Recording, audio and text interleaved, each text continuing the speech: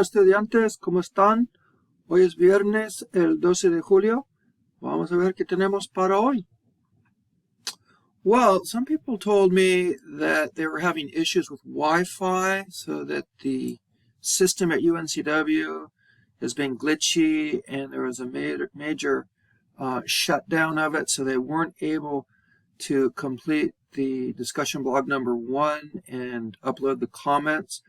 So what I've done is I've gone ahead and I've extended the deadline until July 14th, which is Sunday at midnight. So if you haven't had a chance to do it, I see most people have done it, but if for whatever reason you fell through the cracks, you can still upload your original discussion blog and your comments without penalty, as long as you get it up there by July 14th at midnight. So this is an extension, and you can see that here. As far as VHL is concerned, you're finishing up Lección 3 sobre la vida diaria, and the exam is coming up. It's set for tomorrow, Saturday by midnight, and you're dealing with vocabulary as well as 3.1 preterite, 3.2 imperfect, 3.3 preterite versus the imperfect. So always a good idea to go into Atando Cabos and check yourself with the prueba de práctica. This gives you a good idea of how you're doing. And so we can just take a look. This is similar to what you're going to see on the actual exam. And completar. Completa las oraciones con palabras de la lista. Utiliza cada palabra una vez. So you're just using each vocabulary item one time. And a mí no me molesta los platos. Me gusta el contacto con el agua. So obviously they're using verbs that work like gustar. And you've got me gusta el contacto con el agua. I like contact with the water. Okay. So given this contact, something about plates, a mí no me molesta. It doesn't bother me.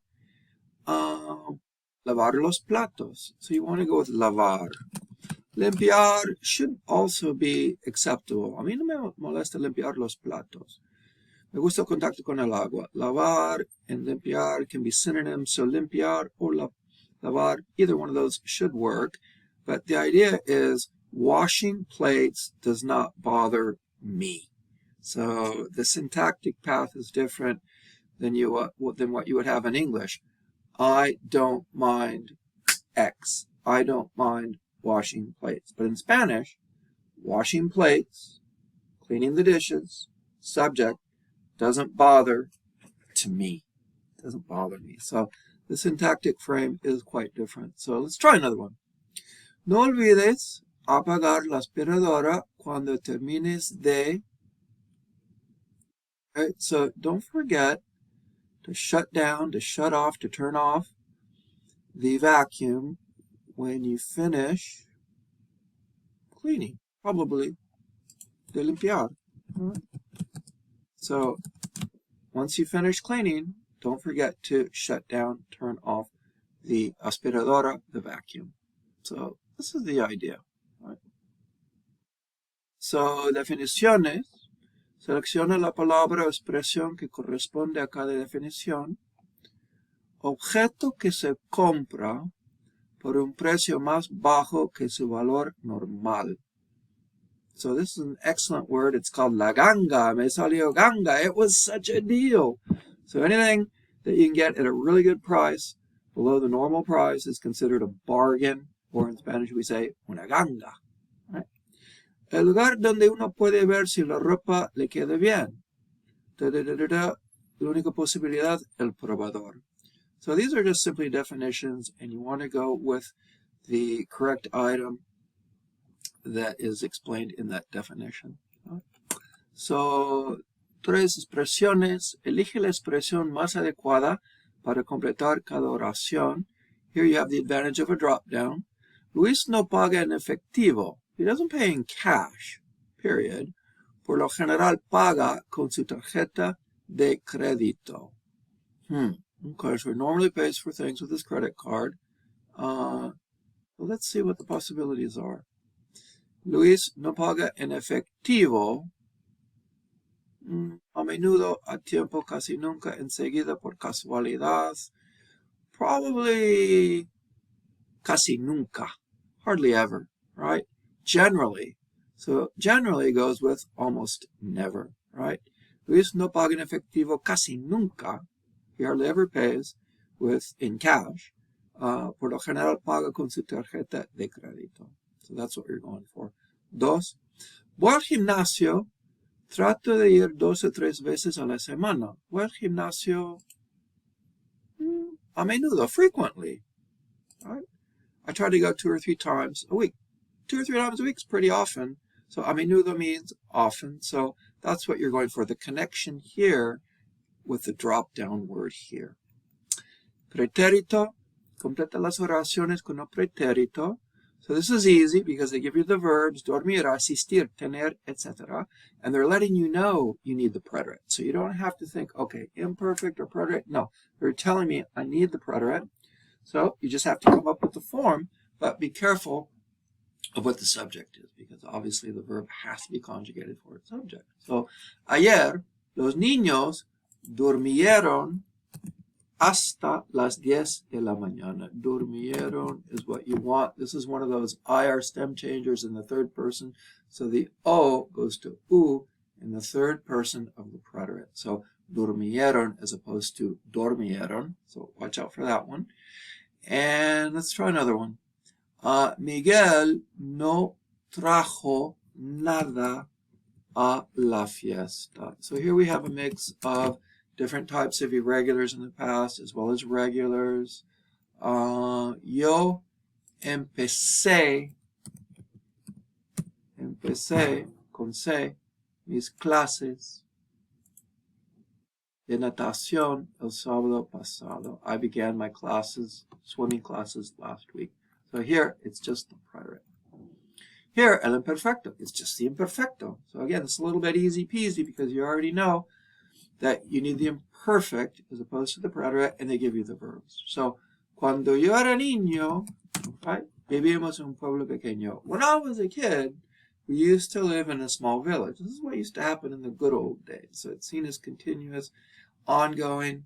So that's why you would need the imperfect. En el verano, nosotros íbamos a la playa todas las tardes. It wasn't a one-time deal. This is what we always used to do. Right, in the summertime, íbamos, right? So as opposed to we went to the beach, no, we used to go to the beach. Again, you need the imperfect, íbamos. En el apartamento, so here you're choosing between the preterite or the imperfect according to the context. So you don't have to struggle with the form because they give you the forms, you just have to worry about aspect. In other words, you want perfective aspect as expressed by the preterite, or do you want the imperfective aspect as expressed by the imperfect? So that's what you're going with. So context, of course, is everything. Cuando Adriana, esta mañana, en su apartamento, mucho frío. So you might want to read through the whole sentence to get the gist of it. And it sounds like you want to say something like, well, this morning when Adriana woke up, when she got up, right? So it's seen as a complete action. At this specific time, this morning when she got up, something was going on. What was going on? It was cold in her apartment, and it continued to be cold on into the future, which from the point of view of right now is the past. So that's how it works, right? So Adriana, cuando Adriana se levantó esta mañana en su apartamento, hacía mucho frío. So when she got up this morning, preterite, it was cold, imperfect, ongoing condition. Let's keep going. Ella, bien, todas las ventanas, pero todavía frío. Okay, so it looks like we want to say she shut. Ella cerró. She shut tight. She shut well. Todas las ventanas, pero todavía, but it was still cold. It was still cold. It continued to be cold. It hadn't stopped being cold. So you need the imperfect. Así que, oh, she was still cold. Right? So she still had cold. She was still cold. She was still feeling cold on and in the future, which from the point of view of right now is in the past. Entonces, ella se dio cuenta bam, it hit her. It was the beginning of her knowing. In other words, she realized de que la calefacción no estaba funcionando bien. She realized that what was happening, imperfect, was that the heating was not operational. It was not working. Right? So you can see here in this exercise how the preterite works with the imperfect to tell more effectively a narration.